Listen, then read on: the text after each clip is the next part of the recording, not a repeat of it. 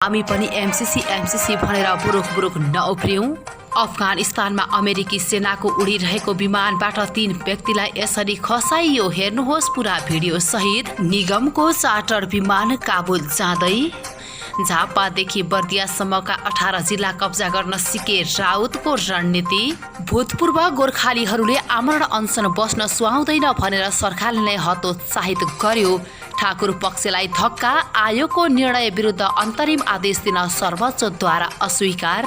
दल विभाजन अध्यादेश आउन सक्ने आशंकामा जुरमुरायो एमाले। रणनीति बनाउन बालकोटमा भेला।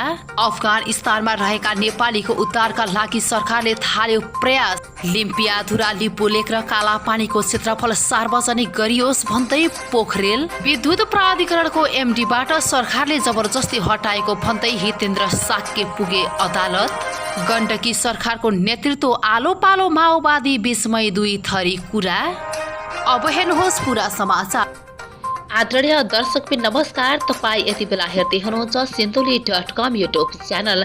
सदाका दिन जस्तै आज पनि विशेष खबर लिएर उपस्थित भइसकेका छौँ। दर्शकबिन खबरहरू निकै नै महत्त्वपूर्ण रहेका छन्, त्यसैले यस भिडियोलाई अन्तिम सम्म हेरेर हामीलाई साथ दिनुहोला। यदि च्यानलमा तपाईँ नयाँ हुनुहुन्छ भने हाम्रो च्यानललाई सब्स्क्राइब गरी नजिकै रहेको बेल आइकन दबाएर हामीसँग निरन्तर रूपमा जोडिनुहोला।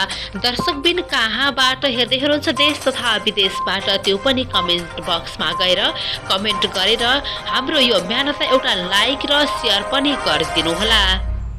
प्रतिनिधि सभाको सोमबार बसेको बैठकमा सांसदहरूले अफगानिस्तान प्रकरणलाई उदाहरणका रूपमा लिँदै एमसीसी भनेर उफ्रन नहुने बताएका छन्। सांसद एकेराज सुनवारले प्रतिनिधि सभाको शून्य समयमा बोल्दै अफगानिस्तानमा जुन ढङ्गले अमेरिकाले सेना र सहयोग जुटायो त्यसको अहिले कुनै प्रभाव देखिएको छैन उनले बताए। उनले भने जुन देशका नागरिकले सरकारलाई सहयोग गर्दैनन्, बाहिरको सेना र सहयोगले मात्र सत्ता टिक्दैन उनले भने। पूरा अफगानिस्तानका राष्ट्रपति र उपराष्ट्रपतिले देश छोड्नु परेको घटनाले पनि देखाएको छ। उनले नेपालको सन्दर्भमा अहिले अमेरिकी सहयोगी एमसीसी बारे भइरहेको बहसप्रति लक्षित गर्दै भने हामी पनि एमसीसी भनेर बुरुक्क नउफ्रियौं। सांसद मोहन बानियाले अफगानिस्तानको काबुल सहर तालिबानले कब्जा लिएको भन्दै त्यहाँको अमेरिकी दूतावासमा 300 नेपाली सुरक्षा खटिएका र उनीहरू अहिले रेड जोनमा परेको बताए।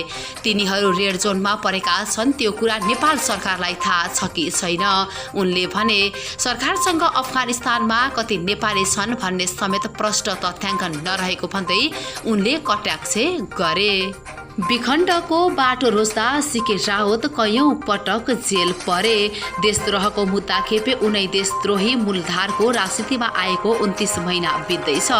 6 जेठ 2076 मा जनमत पार्टी दर्ता गराएर पार्टी अध्यक्ष भएका राउत कहाँ छन् र के गर्दैछन्?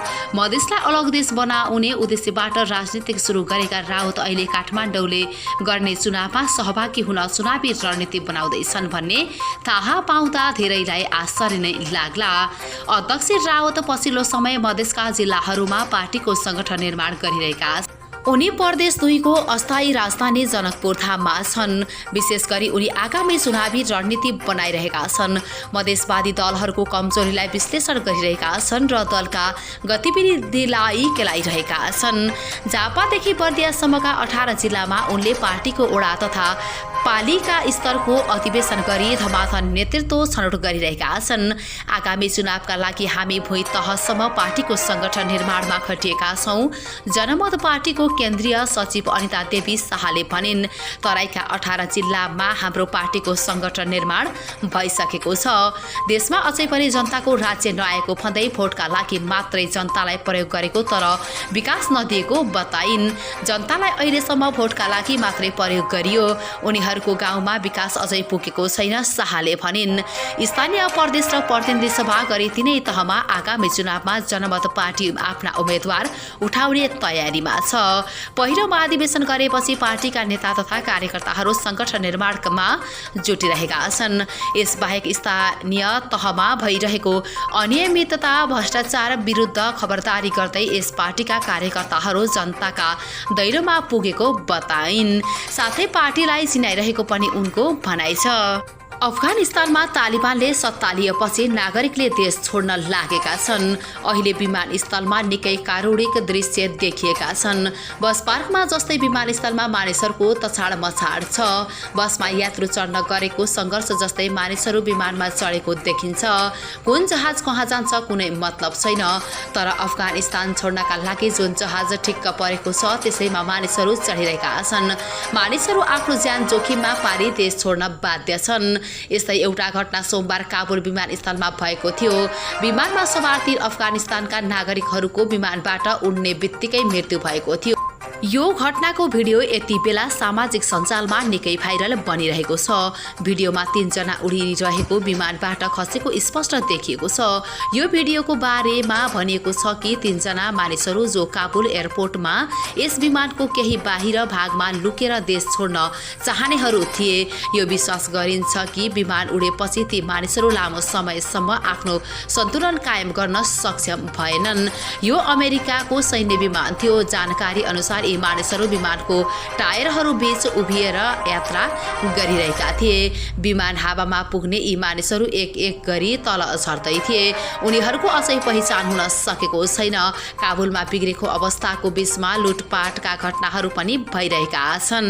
प्रमुख प्रतिपक्षी दल नेकपा एमालेका उपाध्यक्ष भीमबहादुर रावलले सरकारले बेलायतमा अनसररत भूतपूर्व गोर्खा सैनिकहरूलाई हतोत्साहित गर्न गतिविधि गरिरहेको आरोप लगाउनु भएको छ।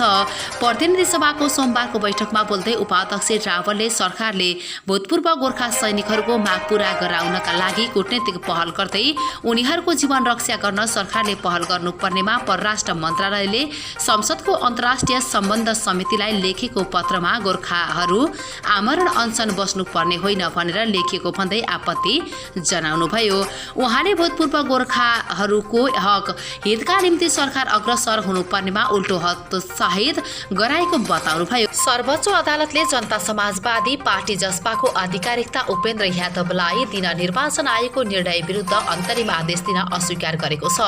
न्यायाधीश दीपक कुमार कार्की र आनन्द मोहन भट्टराईको संयुक्त इजलासले निर्वाचन आयोग विरुद्ध परेको रिटमाथि सुनवाई गर्दै अन्तरिम आदेश दिनुपर्ने ठहर गरेको हो। नेकपा माओवादी केन्द्रका सांसद गिरिराज मणि पोखरेलले लिम्पियाधुरा लिपुलेक र कालापानीले ओगटेको क्षेत्रफल सार्वजनिक गर्न पनि माग गरेका छन्। सोमबार बसेको प्रतिनिधि सभाको बैठकको विशेष समयमा बोल्दै सांसद पोखरेलले यस्तो माग गरेका हुन्।